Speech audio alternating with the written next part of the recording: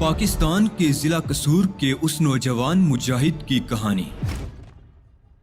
جس نے اسرائیل کی سرحدوں کو ہلا کر رکھ دیا۔ اسلام کی بقا کی جنگ لڑنے والے اس مجاہد کی طویل داستان سننے سے پہلے چینل کو سبسکرائب کیجیے تاکہ کہانی کی تمام ترقصات آپ تک ہمیشہ پہنچتی رہیں۔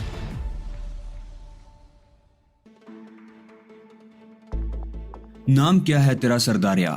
سرجیت سنگھ۔ میں نے جلدی سے کہا، میرا نام رجنی کور ہے، نیو یارک میں اپنے خاندان کے ساتھ رہتی ہوں، امریکہ کی ساری ریاستیں دیکھ رہی ہوں۔ تو کیا کرتا ہے؟ سکھ لڑکی نہایت بے تکلفی پر اترائی تھی۔ پڑھتا ہوں، میں نے جواب دیا۔ کیلیفورنیا یونیورسٹی میں؟ لڑکی نے خود ہی کہا۔ ہاں، میں نے مختصراً جواب دیا۔ اور عیش کرنے اتنی دور آتا ہے؟ پہلے تعلیم مکمل کر لے سردارے، ماتا پتا تیرا انتظار کر رہے ہوں گے، ان چکروں میں پڑا تو برباد ہو جائے گا۔ کڑیل ضرور ہے پر صورت سے معصوم لگتا ہے۔ ٹھیک کہتی ہو رجنی کور، لیکن میں ایک کام سے یہاں آیا تھا، عیش کرنے نہیں، میں نے دل ہی دل میں ہنستے ہوئے کہا۔ کام سے آیا تھا لیکن لڑکی کے ساتھ؟ سرجیت سنگھ، رجنی کور نے بڑی دنیا دیکھی ہے، میری مان تو اب بھی سمجھ جا، ابھی سے سنبھل گیا تو سنبھل جائے گا، ورنہ پھر رونے کے سوا کوئی چارہ نہیں رہے گا۔ رجنی کور عجیب عورت تھی، خود تو اتنی بے باک اور آزاد فطرت کی مالک تھی، اور مجھے اس طرح نصیحتیں کر رہی تھی جیسے میری نانی ہو۔ رقص کے لیے موسیقی شروع ہوئی تو میں نے اسے رقص کی پیشکش کی۔ بیٹھ جا، کل نہیں ملوں گی تجھ سے، خالصہ ہو کر ان لوگوں کی طرح کمر مٹکائے گا، شرم نہیں آئے گی تجھے؟ آج میری خاطر رہنے دے، کل ناچ لینا دل بھر کے۔ میرے ہونٹوں پر مسکراہٹ آ گئی، یکا یک وہ لڑکی مجھے پسند آ گئی، پھر ہم دونوں باتیں کرتے رہے۔ عجیب بے نیاز فطرت کی مالک تھی، اس کی باتیں بڑی اکھڑ اور صاف ستھری تھی۔ میں تذبذب کا شکار ہو گیا تھا۔ 12 بجے کے قریب وہ اٹھ گئی۔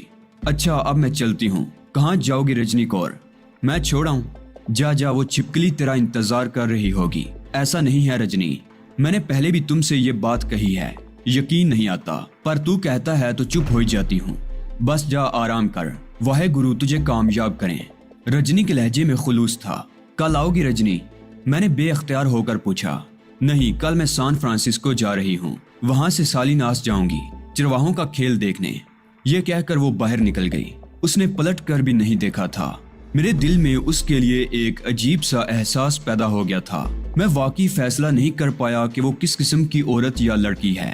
ممکن ہے وہ پینی کو دیکھ کر محتاط ہو گئی ہو اور اس لیے واپس چلی گئی ہو، لیکن جو گفتگو اس نے کی تھی اس میں ایک اپنائیت، ایک بڑا پن تو ضرور تھا، کوئی گھٹیا بات نہیں تھی۔ پھر مجھے پینی یاد آئی اور میں دل ہی دل میں خود پر ہنسنے لگا۔ ایک طرف میری زندگی موت کے بے رحم ہاتھوں کی زد میں تھی اور دوسری طرف یہ سارے ہنگامے۔ ایک بار تو دل چاہا کہ تمام اخلاقی بندھنوں کو توڑ کر اس بے راہ روی کو اپنا لوں، لیکن پھر خیال آیا کہ اگر زندگی مختصر ہی رہ گئی ہے تو آخری وقت میں یہ گناہ کیوں کیا جائے؟ پینی بھی جل کر ہی گئی تھی، ممکن ہے وہ گہری نیند سو رہی ہو۔ کمرے میں آیا تو کمرہ خالی تھا اور پینی کا بستر بے شکن تھا، گویا وہ ابھی تک تفریحات میں مشغول ہے۔ جہنم میں جائے، میری کون لگتی ہے۔ میں نے لباس تبدیل کر کے بستر سنبھال لیا، دیر تک خیالات کے ہجوم میں گرا رہا اور پھر دروازہ بند کیے بغیر سو گیا تاکہ پینی کی آمد سے آنکھ نہ کھلے۔ صبح جلدی آنکھ کھل گئی، 6:45 بجے تھے۔ بے اختیار پینی کے بستر پر نگاہ جا پڑی، بستر خالی اور شکنوں سے بے نیاز تھا۔ پینی ساری رات نہیں آئی، میں نے تعجب سے سوچا۔ ایک لمحے کے لیے تشویش کے آثار ذہن میں ابھرے، لیکن دوسرے ہی لمحے میں نے ان سارے خیالات پر لعنت بیچ دی اور اٹھ کر غسل خانے میں چلا گیا۔ خوب دیر تک نہایا اور جب باہر نکلا تو پینی ایک آرام کرسی پر دراز اخبار دیکھتی نظر آئی۔ اس نے نگاہیں اٹھا کر مجھے دیکھا اور پھر اس کی متلاشی نگاہیں میرے عقب میں کسی کو تلاش کرنے لگی۔ پھر اس نے مسکراتے ہوئے کہا، صبح بخیر مسٹر وکرم سنگھ۔ یہ دونوں لفظ اس نے چبا چبا کر ادا کیے تھے۔ صبح بخیر مس پینی۔ میں بھی خلوص سے مسکرا دیا۔ میں نے سوچا ناشتہ آپ لوگوں کے ساتھ ہی کروں، کم از کم وہ خاتون تو اتنی بد اخلاق تو نہ ہوں گی کہ مجھے ناشتے کی اجازت نہ دیں۔ تم رات کو کہاں رہی پینی؟ میں نے اس کے سامنے بیٹھتے ہوئے پوچھا۔ ہم لوگ خود کو ایک دوسرے کے اچھے دوستوں میں شمار کرنے لگے ہیں۔ ایک اچھے دوست کی حیثیت سے میرا فرض تھا کہ میں تمہیں کمرے میں تنہائی مہیا کروں مسٹر وکرم سنگھ، اور پھر یوں بھی بعض نگاہوں میں میرے لیے وہ جذبات موجود ہیں جو تمہاری نگاہوں میں نہیں ہیں۔ پینی نے کہا، اوہ سوری، مجھے یہ ذاتی سوال نہیں کرنا چاہیے تھا۔ بہرحال ناشتے کے لیے ویٹر کو بلا لیں۔ میرا خیال ہے رات کو تم نے بھی ڈنر نہیں کیا۔ میں نے کہا نہیں، میں نے اپنے ایک دوست کے ساتھ ڈنر کر لیا تھا، پینی بولی۔ پھر اس نے بیل بجا دی اور ہم ویٹر کا انتظار کرنے لگے۔ آپ کی دوست کیا پسند کریں گی ان سے بھی پوچھ لیں، پینی طنزیہ انداز میں بولی۔ کیا مطلب؟ میں نے تعجب سے پوچھا۔ اگر تم رجنی کور کی بات کر رہی ہو تو وہ صرف ایک پرخلوص سکھ لڑکی تھی جو مجھے اپنا ہم وطن اور ہم مذہب سمجھ کر میری طرف متوجہ ہوئی تھی۔ اس نے میرے ساتھ رقص کرنا بھی پسند نہیں کیا اور ایک بزرگ کے انداز میں مجھے تعلیم مکمل کرنے کی ہدایت کرتی رہی، کیونکہ میں نے اسے یہی بتایا تھا کہ میں ایک طالب علم ہوں، اور پھر وہ مجھے نصیحتیں کرتی ہوئی چلی گئی اور بس۔ اس سے پہلے کبھی میری اس سے ملاقات نہیں ہوئی۔ مشرقی لڑکیاں اس طرح زندگی نہیں گزارتی۔ آخر میں میرا لہجہ تلخ ہو گیا۔ پینی کا چہرہ زرد پڑ گیا تھا، وہ خشک ہونٹوں پر زبان پھیرتی رہی تھی۔ اس کی آنکھوں میں سخت شرمندگی کے آثار نظر آ رہے تھے۔ اتنی دیر میں ویٹر آ گیا اور میں اسے ناشتے کی تفصیل نوٹ کرانے لگا۔ ویٹر چلا گیا۔ پینی کی آنکھوں سے آنسوؤں کے 2 قطرے ٹپک پڑے تھے۔ میں نے آگے بڑھ کر اس کے دونوں ہاتھ پکڑ لیے۔ مجھے واقعی افسوس ہے پینی، لیکن میں نے جو کچھ کہا ہے وہ غلط نہیں ہے۔ میں نے کسی قدر شرمندہ سے انداز میں کہا، مجھے خود پر شرمندگی ہے، واقعی میرا کردار گناؤنا ہے، لیکن میں وعدہ کرتی ہوں مسٹر علی کہ میں اب خود کو سنبھال لوں گی۔ برائی کے راستوں سے دور ہٹنے کے لیے تم میرے لیے مشعل راہ بن جاؤ گے۔ اس نے روتے ہوئے کہا، ٹھیک ہے، بس ٹھیک ہے، برائے کرم خاموش ہو جاؤ، تمہارے رونے سے مجھے افسوس ہو رہا ہے۔ پینی نے آنسو خشک کر لیے اور تھوڑی دیر کے بعد ہم ناشتہ کر رہے تھے۔ ناشتے کے بعد میں نے پوچھا، اب کیا پروگرام ہے پینی؟ فی الوقت تو کچھ نہیں، ہمیں مسٹر ملر کی جانب سے ہدایات ملیں گی، اس نے جواب دیا۔ اس وقت تک تم مجھے لاس اینجلس کی سیر کراؤ، میں اس حسین شہر کو دیکھنا چاہتا ہوں۔ پینی نے گردن ہلا دی۔ اس گفتگو کے بعد اس نے ابھی تک مجھ سے نگاہیں نہیں ملائی تھی اور میرے اس عقیدے کو تقویت مل رہی تھی کہ انسان فطری طور پر برا نہیں ہوتا، حالات اور معاشرہ اس کی شخصیت کی تشکیل کرتا ہے۔ دن کے 11 بجے ہم لاس اینجلس کی سڑکوں پر نکل آئے۔ آسمان پر بادل چھائے ہوئے تھے۔ میرے دیس میں اس موسم کو امنگوں کا موسم کہا جاتا ہے، دلوں میں ہلچل کا موسم شمار ہوتا ہے۔ دوشیزاؤں کی رنگ برنگے لباس، درختوں میں پڑے ہوئے جھولے اور ان کی لمبی لمبی پینگیں، اوپر شاخوں پر کوئل کی کوک، یہ بڑا عجیب موسم ہوتا ہے، لیکن اہل امریکہ اس حسن سے ناواقف ہیں۔ وہ چمکتے سورج کے طلبگار رہتے ہیں۔ لاس اینجلس کا شمار امریکہ کے صفحے اول کے چند صنعتی شہروں میں ہوتا ہے۔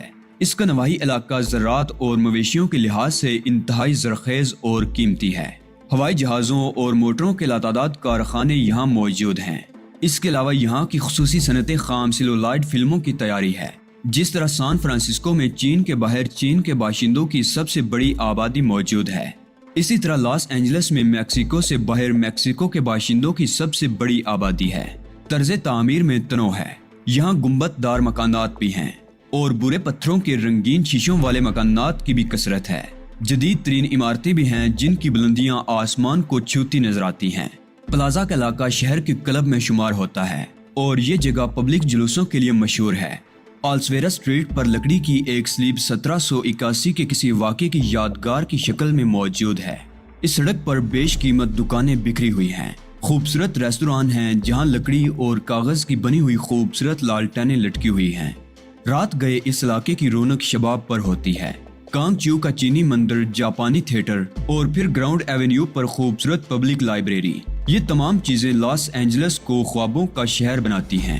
پینی کی ببل کار میں بیٹھ کر میں نے لاس اینجلس کے بے شمار حسین مقامات دیکھ ڈالے۔ طبیعت پر بڑی فرحت طاری ہو گئی۔ پورا دن باہر گزارنے کے بعد ہم ہوٹل واپس پہنچے تھے۔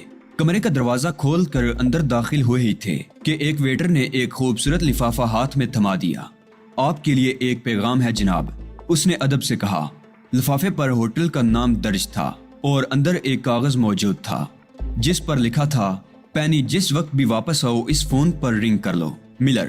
پورے دن کے خوشگوار تاثر کو اس پیغام نے زائل کر دیا۔ پینی نے ایک نگاہ مجھے دیکھا اور میں نے گردن ہلا دی۔ تب وہ فون کی طرف بڑھ گئی اور پھر اس نے نوٹ شدہ نمبر ڈائل کر کے ریسیور کان سے لگا لیا۔ چند ہی لمحات میں دوسری طرف سے رابطہ قائم ہو گیا۔ مسٹر ملر سے بات کرنا چاہتی ہوں، میرا نام پینی ہے، ملر بول رہا ہوں۔ دوسری طرف سے آواز آئی، آپ نے فون کرنے کا حکم دیا تھا مسٹر ملر۔ ہاں، ہمارے دوست کا کیا حال ہے؟ وکرم سنگھ میرے پاس موجود ہیں، تمہارا کام یہ ہے پینی کہ وکرم سنگھ کو کرائمر اسٹریٹ کے بنگلہ نمبر 60 میں پہنچا دو، جہاں چند لوگ ان کا انتظار کر رہے ہیں۔ ان کا بقیہ کام انہیں وہیں سمجھا دیا جائے گا۔ ملر نے کہا، بہت بہتر جناب، کیا میں وہاں رک کر ان کی واپسی کا انتظار کروں؟ پینی نے پوچھا۔ نہیں، وہ رات کو واپس نہیں آئیں گے، تم ہوٹل میں ان کا انتظار کر سکتی ہو، ملر نے جواب دیا۔ کیا اس پروگرام کے بارے میں ان سے معلوم کر لوں؟ کوئی حرج نہیں ہے، ملر کی آواز ابھری۔ پینی نے ماؤتھ پیس پر ہاتھ رکھ کر مجھ سے کچھ کہنا چاہا، لیکن میں نے اسے موقع نہ دیا۔ ٹھیک ہے پینی، یہ میرا فرض ہے جو وعدے کے مطابق مجھے پورا کرنا ہے۔ میں مسٹر ملر کی آواز سن چکا ہوں، میں نے کہا، اور پینی نے گردن ہلا دی۔ وکرم سنگھ تیار ہے مسٹر ملر، میں انہیں کس وقت وہاں پہنچا دوں؟ ٹھیک 10 بجے، جواب ملا۔ بہتر ہے، میں حکم کی تعمیل کروں گی۔ اس نے فون رکھ دیا اور پھر مجھے دیکھنے لگی۔ ممکن ہے مسٹر ملر آج ہی تم سے وہ کام لے لیں جس کی تمہارے اور ان کے درمیان بات ہوئی ہے، وہ بولی۔ ممکن ہے، میں نے مختصراً کہا۔ اس کے بعد تمہارا کیا پروگرام ہوگا مسٹر علی؟ یہ حالات کی نوعیت پر منحصر ہے پینی۔ ملر نے مجھ سے کہا ہے کہ اس کام کی تکمیل کے بعد وہ مجھے امریکہ سے نکلنے میں مدد دے گا۔ امریکہ میں میری زندگی کو سخت خطرہ لاحق ہے۔ امریکی پولیس بالآخر میرا کھوج نکال لے گی۔ میں یہاں سے نکل جانا چاہتا ہوں، خدا تمہیں کامیاب کرے، پینی نے عجیب انداز میں کہا، اور پھر وہ کسی سوچ میں ڈوب گئی۔ 9:30 بجے میں پینی کے ساتھ باہر نکل آیا۔ پینی خاموش تھی، وہ راستوں سے بخوبی واقف معلوم ہوتی تھی، چنانچہ بغیر کسی دقت کے وہ مطلوبہ جگہ پر پہنچ گئی، اور پھر اس نے ایک خوبصورت بنگلے کے سامنے کار روک دی۔ یہی بنگلہ نمبر 60 ہے، وہ آہستہ سے بولی۔ دروازے پر کوئی نظر نہیں آ رہا، کیا میں بلا جھجک اس میں داخل ہو جاؤں؟ میں نے پوچھا، اور پینی اندر جھانکنے لگی۔ اس سلسلے میں کوئی واضح ہدایت نہ ملنے سے یہی اندازہ ہوتا ہے۔ ویسے اندر کاریں موجود ہیں، پینی نے بتایا۔ ٹھیک ہے، میں نے شانے سکیڑتے ہوئے کہا۔ مسٹر علی، پینی آہستہ سے بولی، میں اس وقت تک ہوٹل کے کمرے سے باہر نہیں نکلوں گی جب تک آپ واپس نہیں آ جائیں گے۔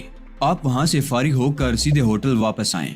میں نے مسکرا کر گردن ہلا دی۔ عجیب فرمائش تھی۔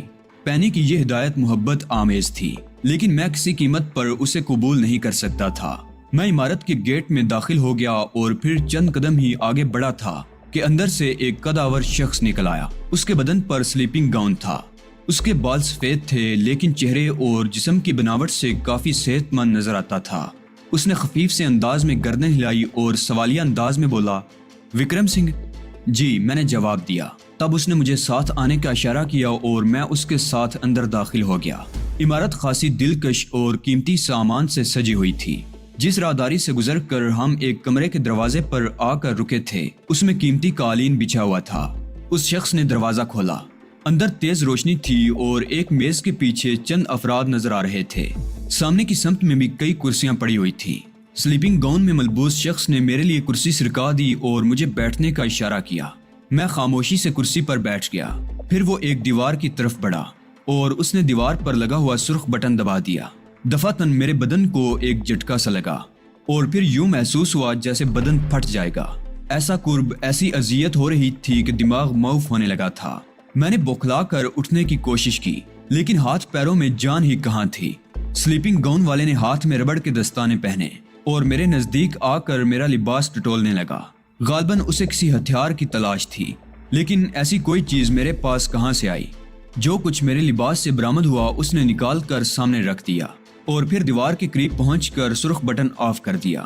مسلسل قرب کی وہ کیفیت ختم ہو گئی تھی، لیکن اس طرح کہ میں اپنی مرضی سے جنبش بھی نہیں کر سکتا تھا۔ صرف چند لمحات میں میری کیفیت برسوں کے بیمار کی سی ہو گئی تھی۔ لیکن یہ سب کیا ہے؟ انہوں نے میرے ساتھ یہ سلوک کیوں کیا؟ یہ میری سمجھ سے باہر تھا۔ اسی وقت دروازے سے 2 افراد اندر داخل ہوئے۔ ان میں ایک ملر تھا۔ ملر نے اندر داخل ہو کر گردن خم کی اور پھر میز پر بیٹھے ہوئے ایک شخص کو مخاطب کر کے بولا، ملر اپنا کام ختم کر چکا ہے جناب۔ اس کی اصل شکل ملر، جریاں پڑے ہوئے چہرے والے ایک شخص نے کھردری آواز میں کہا۔ ضرور۔ ملر کی ہونٹوں پر مسکراہٹ نظر آئی اور وہ اطمینان سے میرے پاس پہنچ گیا۔ پہلے اس نے میری پگڑی اتاری، اس کے بعد سر اور داڑھی کے بال نوچ کر پھینک دیے۔ اس کے بعد اس نے جیب سے ایک چپٹی سی شیشی نکالی اور اس کے سائفن سے میرے چہرے کو صاف کرنے لگا۔ میرے اعضاء میرے قابو میں نہیں تھے۔ میں ہاتھ اٹھا کر اس منحوس شخص کا گریبان بھی نہیں پکڑ سکتا تھا، بس دانت پیس کر رہ گیا۔ ملر نے میرے چہرے سے پلاسٹک کے ٹکڑے بھی اتار دیے اور پھر میری اصل شکل نمایاں ہو گئی۔ اس کے ساتھ ہی ایک تیز روشنی میرے چہرے پر پڑی اور میری آنکھیں بند ہو گئیں۔ روشنی چند ساتھ میرے چہرے پر مرکوز رہی اور پھر ختم ہو گئی، لیکن میری آنکھوں کی بینائی واپس نہیں آئی تھی۔ اب نظروں کے سامنے سیاہ دائرے رقص کر رہے تھے۔ شکریہ مسٹر ملر، ہمیں اطمینان ہے۔ بوڑھے خراٹ کی آواز ابھری۔ مجھے بھی اطمینان ہونا چاہیے، ملر مسکرا کر بولا۔ او ضرور۔ بوڑھے نے میز کے نیچے ہاتھ ڈالا اور سیاہ رنگ کا ایک بریف کیس نکال کر ملر کے سامنے رکھ دیا۔ رقم گن لو۔ میں معزز لوگوں کی توہین کا باعث نہیں بن سکتا، البتہ میری طرف سے ایک حقیر سی رقم قبول کی جائے۔ ملر نے نوٹوں کی ایک گڈی نکال کر بوڑھے کے سامنے رکھ دی۔ یہ کس سلسلے میں ہے؟ بوڑھے نے پوچھا۔ عظیم تحریک کی بقا کے لیے حقیر سا نذرانہ، کیونکہ میں بھی نسلاً یہودی ہوں، ملر نے جواب دیا۔ آفرین آفرین، اس طرح تو اس دشمن دین کی گرفتاری تم پر فرض بھی تھی ملر۔ بوڑھے آدمی نے نوٹوں کی گڈی اٹھاتے ہوئے کہا، اپنے کاروبار سے خلوص کی تعلیم بھی میرا دین ہی دیتا ہے۔ پہلے میں نے مسٹر علی سے بھی گفتگو کی تھی، لیکن وہ مجھے کوئی رقم فراہم کرنے سے قاصر نظر آئے۔ تب میں نے سوچا کہ ان کے عوض ایک مناسب معاوضہ مجھے کہاں سے مل سکتا ہے۔ میں اپنے دوست پولیس افسران کو بھی نواز سکتا تھا، لیکن اس سے مجھے کیا ملتا؟ چنانچہ میں نے آپ لوگوں سے رابطہ قائم کیا۔ اس کے ساتھ ہی میں نے مسٹر علی کی حفاظت کا معقول انتظام بھی کیا تھا، کیونکہ پولیس ان کی تلاش میں تھی۔ اگر میری تحویل میں یہ پولیس کے ہاتھ لگ جائے تو مجھے بھی ان کی معاونت کے جرم میں گرفتار کر لیا جاتا۔ گویا میں نے محنت کی اور محنت کا معاوضہ ضرور ہوتا ہے، ملر نے جواب دیا، اور بوڑھے آدمی نے اطمینان بخش انداز میں گردن ہلا دی۔ ٹھیک ہے، اگر یہ تمہارا کاروبار ہے تو ہمیں اعتراض نہیں۔ ایک بار پھر تمہارا شکریہ، بوڑھے آدمی نے کہا، اور ملر باہر نکل گیا۔ غصے کے مارے میرا برا حال تھا۔ ملر نے کتنی بڑی دغا کی تھی مجھ سے، لیکن یہ اس لیے عام سی بات تھی کہ اس کا تعلق یہودی قوم سے تھا۔ میں جرائم کی زندگی کا انسان نہیں تھا، اس لیے دھوکے کا شکار ہو گیا۔ اس زندگی میں آنے کے بعد مجھے محتاط رہنا چاہیے تھا۔ کسی پر اعتماد کر کے خود کو بے بس کر لینا شرمندگی کی بات ہے۔ مجھے پہلا موقع ملتے ہی کوئی قدم اٹھا لینا چاہیے تھا۔ یہ اندازہ لگا لینا کوئی مشکل کام نہیں تھا کہ وہ کون لوگ ہیں۔ تمام افراد دھیمی آواز میں گفتگو کر رہے تھے، غالباً میرے بارے میں کوئی فیصلہ کر رہے ہوں گے، اور پھر ان میں سے ایک نے کسی کو آواز دی۔ اس بار اس طویل کمرے کے عقبی دروازے سے ایک شخص نمودار ہوا۔ نہایت بدحیت شخص تھا، گوشت کے تودے اس کے جسم پر جمے ہوئے تھے، ناک چپٹی تھی اور آنکھیں بے حد چھوٹی تھی۔ صاف زرد رنگ کی وجہ سے اسے چینی کہا جا سکتا تھا۔ اس کے بدن کا لباس بھی ڈھیلا ڈالا تھا اور پیشانی پر سرخ پٹی چڑھی ہوئی تھی۔ اندر آ کر وہ رکوع کے انداز میں جھکا اور سیدھا کھڑا ہو گیا۔ اوشیا، اسے لے جاؤ اور رات کو اپنی تحویل میں رکھو۔ خطرناک آدمی ہے، اس لیے خیال رکھنا، بوڑھے نے کہا۔ چینی نے گردن جھکائی اور میری طرف بڑھا، اور پھر اس نے میرا بازو پکڑ کر اٹھایا۔ سخت کوشش کے بعد میں کھڑا ہو گیا تھا، لیکن قدم آگے نہیں بڑھ رہے تھے۔ اس سے قبل میں نے ایسی بے بسی کو کبھی محسوس نہیں کیا تھا۔ میں محسوس کر رہا تھا کہ میں چل نہیں پاؤں گا، اور پھر چینی نے نہایت حقارت سے مجھے اٹھا کر کندھے پر ڈالا اور اسی دروازے میں داخل ہو گیا جہاں سے وہ نکل کر آیا تھا۔ یہ بھی ایک روشن راہداری تھی اور آگے جا کر گم گئی تھی۔ چینی مجھے لیے ہوئے ایک اور کمرے میں آ گیا۔ پورے کمرے میں صرف ایک مسہری پڑی ہوئی تھی۔ چینی نے مجھے اس مسہری پر اچھال دیا اور نرم گدے پر میں نے کئی جھٹکے کھائے۔ خیال رہے کہ میں باہر موجود ہوں، اس لیے فرار کی کوئی کوشش نہ کرنا، چینی نے صاف انگریزی میں کہا۔ اس کی آواز اس کے تن و توش کی بنسبت بہت باریک تھی۔ دوسری بات جو میں نے محسوس کی تھی وہ یہ تھی کہ گوشت کی چٹان ہونے کے باوجود وہ بے حد پھرتیلا تھا۔ پھر وہ باہر نکل گیا اور میں مسہری پر پڑا اپنے بدن کے دوران خون کے درست ہونے کا انتظار کرنے لگا۔ پورے بدن میں اب بھی سنسنی تھی جو آہستہ آہستہ زائل ہوتی جا رہی تھی۔ ان غیر متوقع واقعات نے پہلے تو میرے ذہن کو غصے سے تاریک کر دیا تھا، لیکن جو حواس بحال ہوتے جا رہے تھے میں صورتحال پر غور کرنے کے قابل ہوتا جا رہا تھا۔ ان لوگوں نے جو کچھ کیا ٹھیک ہی کیا۔ میں ان کا دشمن ہوں، اور دشمن کے ساتھ ہر بدترین سلوک کیا جا سکتا ہے، پھر غصہ کیسا؟